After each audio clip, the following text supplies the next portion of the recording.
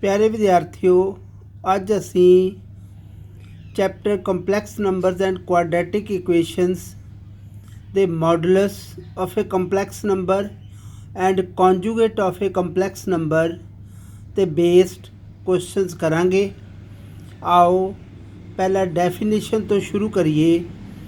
Modulus of a complex number, let z is equal to a plus iota b be a complex number, then the modulus of z denoted by mod z is defined to be the non-negative real number a square plus b square under root।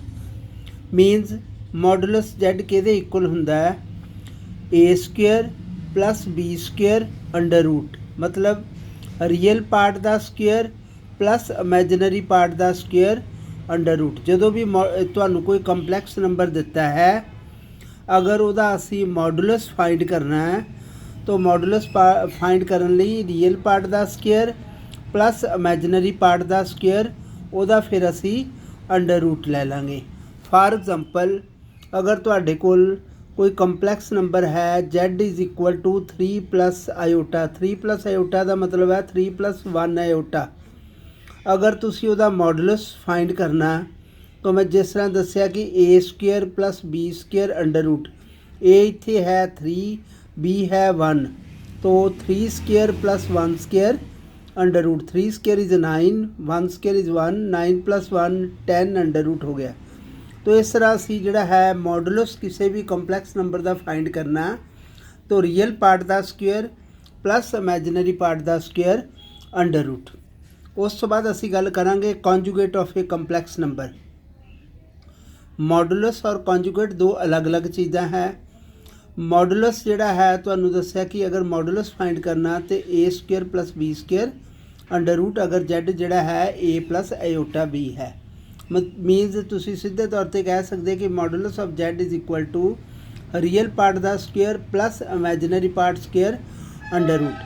तो जो असी conjugate of a complex number की गल करते हैं तो अगर तुहाडे को कंपलैक्स नंबर है z is equal to iota b, तो z कॉन्जुगेट आ जी साइन है z के उपर एक बार पाया है, ये कॉन्जुगेट की निशानी है। तो जो कॉन्जुगेट फाइंड करना तो जोड़ा है आयोटा का साइन चेंज कर देना तुसी। जिदा z is equal to a plus iota B है तो जोड़ा z कॉन्जुगेट होएगा वो a माइनस आयोटा बी होएगा। अगर पॉजिटिव है तो नैगेटिव, नैगेटिव है तो पॉजिटिव। आयोटा वाले का साइन जोड़ा है तुसी चेंज कर देना। डेफिनेशन है let z is equal to a plus iota b a complex number, then the conjugate of a z denoted by z conjugate is the complex number a minus iota b. a plus b का conjugate, a plus iota B का जोड़ा conjugate होएगा a minus iota B. हुण आपां example लीए कि अगर साढ़े को z जोड़ा है 3 प्लस आयोटा है तो z कॉन्जुगेट जोड़ा होएगा कॉन्जुगेट की निशानी, मतलब कि 3 प्लस 1 आयोटा का कॉन्जुगेट 3 माइनस 1 आयोटा। अगर तुहाडे कोल कोई कंपलैक्स नंबर है 2 माइनस 5 आयोटा, अगर वह मॉडुलस फाइंड करना तो जिस तरह मैं दसिया सी कि रियल पार्ट का स्क्वेयर प्लस इमेजिनरी पार्ट का स्क्वेयर, 2 का स्क्वेयर प्लस जो माइनस की निशानी उन्होंने बिच ब्रैकेट च पा लैनी माइनस 5 का square, minus 5 square is plus 25, 24 plus 25 under root 29, क्योंकि ये स्केयर रूट नहीं फाइंड होंदा, अगर फाइंड होंदा तो असी कट देना सी। अगर जेड कॉन्जुगेट फाइंड करना है तो यदा कॉन्जुगेट जोड़ा 2 माइनस 5 आयोटा का कॉन्जुगेट की होएगा 2 प्लस 5 आयोटा। समझ गए कॉन्जुगेट और मॉडुलस। अगर मॉडुलस करना है a प्लस आयोटा बी का तो a square plus B square under root, अगर कॉन्जुगेट फाइंड करना a प्लस आयोटा बी का वो होएगा a minus iota B under root. इस तो अगे होर असी ये नाल दे क्वेश्चनस करते हैं। एग्जाम्पल जिहड़ियां है साढ़े कोल है z is equal to -5 -3 iota complex number है। अगर इहदा तुसी मॉडुलस फाइंड करना है तो -5 square plus -3 square under root, मतलब रियल पार्ट का स्केयर प्लस इमेजिनरी पार्ट का स्केयर अंडर रूट -5 का स्केयर 25 -3 स्केयर इज़ 9 34 हो गया अंडर रूट। और अगर इसका कॉन्जुगेट फाइंड करना तो कॉन्जुगेट दे आ साइन है Z बार, ਇਹਦਾ कॉन्जुगेट साइन पाता। तो जो कॉन्जुगेट फाइंड करना तो दस्या कि आयोटा वाली टर्म का साइन चेंज करना, रियल पार्ट का नहीं, इमेजिनरी पार्ट का। तो बनेगा -5 + 3 आयोटा। समझ गए बेटा। हुण असीं गल करते हाँ inverse of a complex number. Inverse किस तरह फाइंड करते हैं।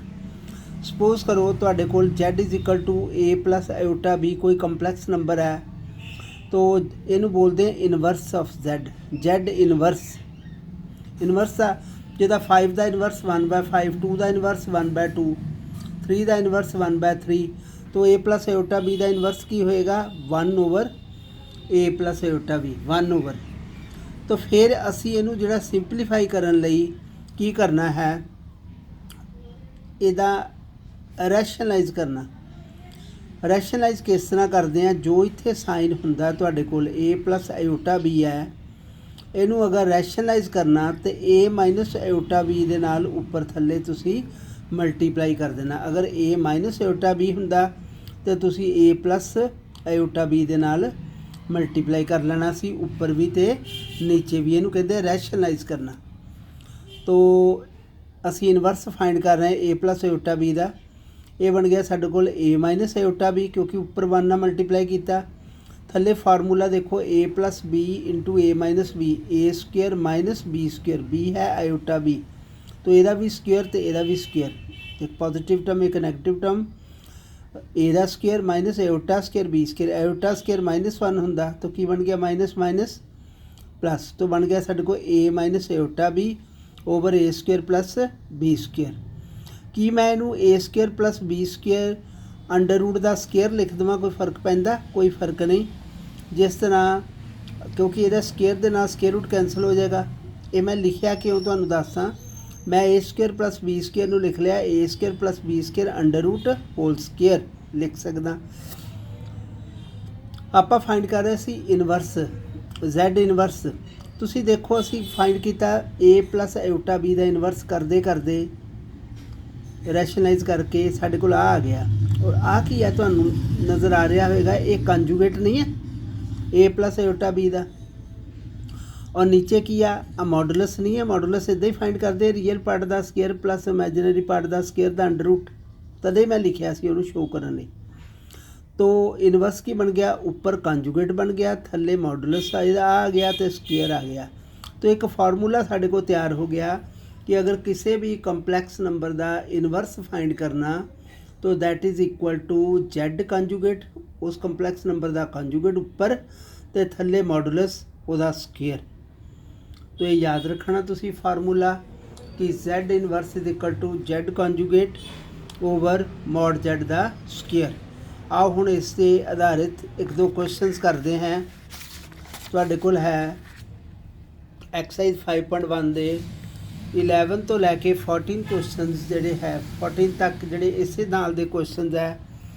11th है 4 - 3 आयोटा का तुसी फाइंड करना inverse, find the multiplicative inverse of the following.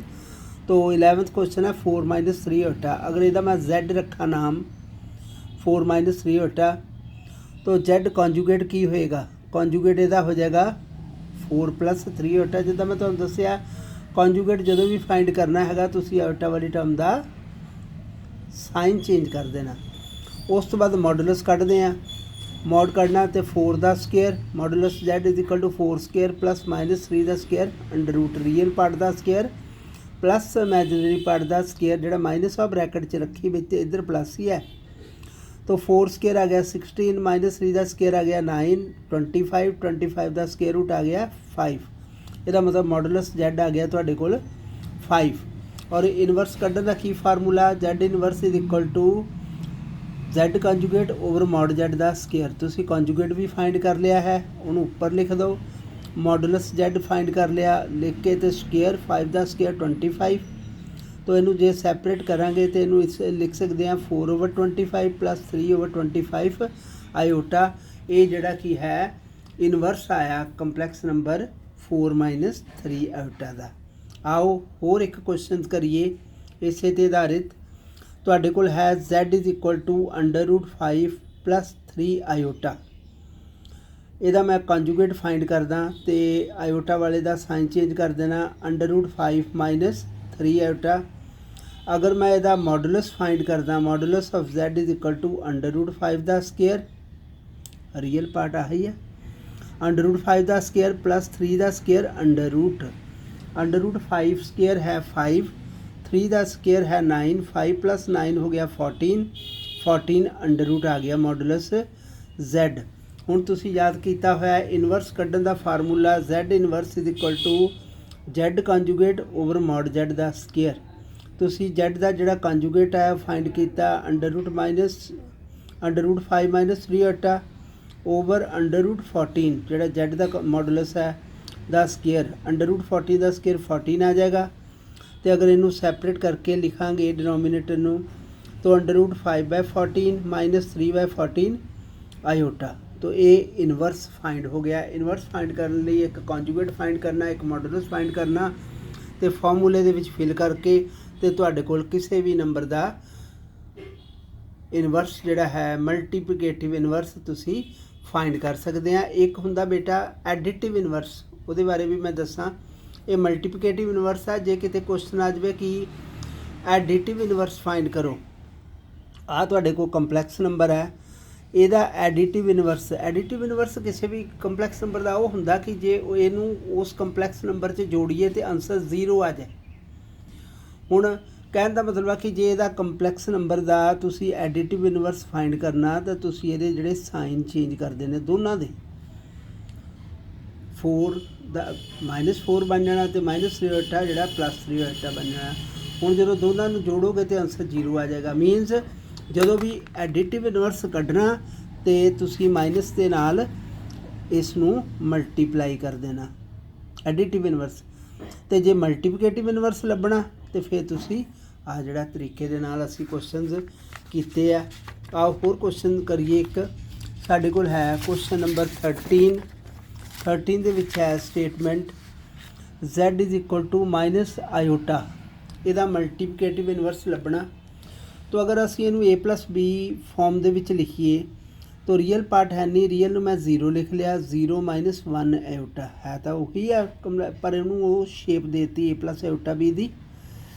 ਇਹਦਾ ਕੰਜੂਗੇਟ फाइंड किया क्योंकि मल्टीप्लिकेटिव इनवर्स ਦੇ ਵਿੱਚ ਸਾਨੂੰ ਕੰਜੂਗੇਟ भी कढ़ना पैना, मॉडुलस भी कढ़ना पैना।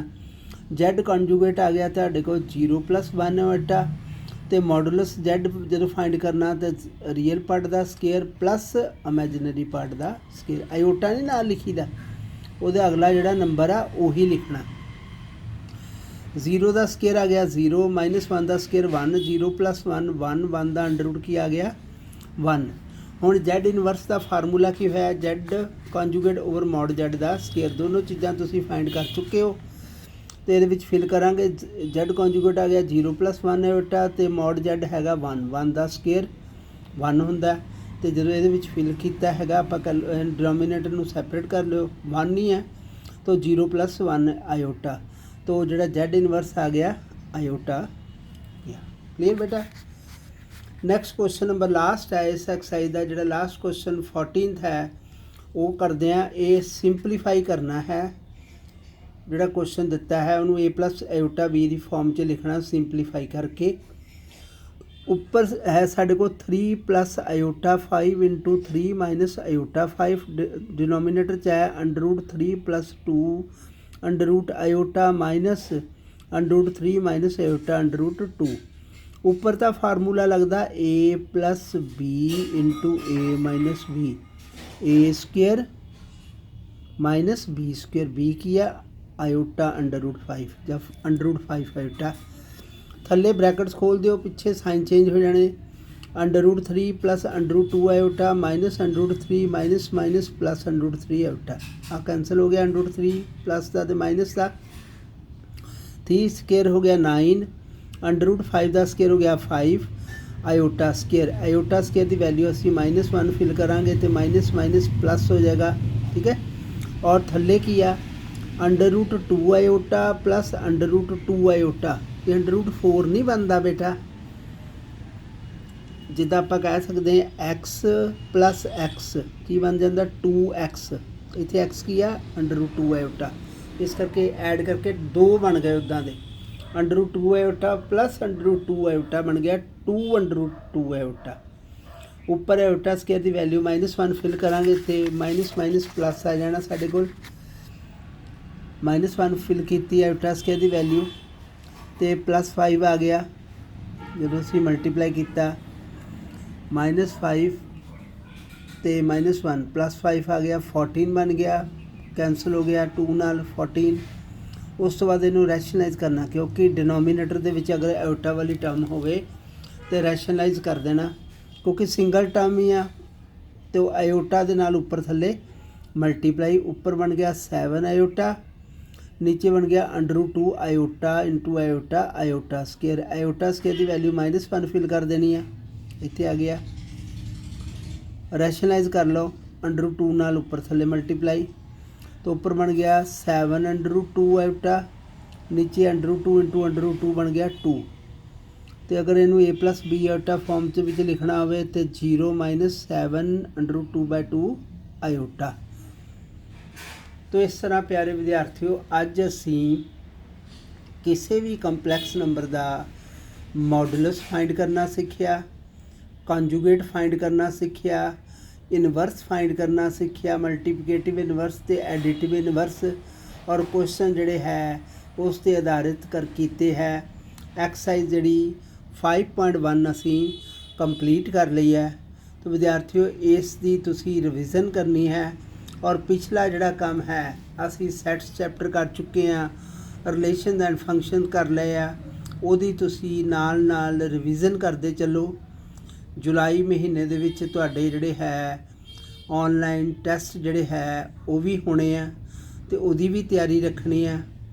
और कोविड-19 जिहड़ा है करोना दा चल रहा तुहानूं पता जिस तरह, तो इस दे विच जिहड़ा है तुसी प्रिकॉशनस लैनियां हैगियां, समय समय ते तुसी अपने जिहड़े हत्थ जिहड़े है साबन दे नाल धोंदे रहना, मास्क दी वरतों करनी है, बाहर बहुत घट निकलना, पब्लिक प्लेसिस ते जदों भी जाना मास्क यूज़ करो, सैनिटाइज़र जिहड़े है यूज़ करने है, भीड़ वालियां थावां तो बचना। इन्हां चीज़ां दा ध्यान रखदे होए असीं अपनी पढ़ाई दा भी ध्यान देना है। Thank you.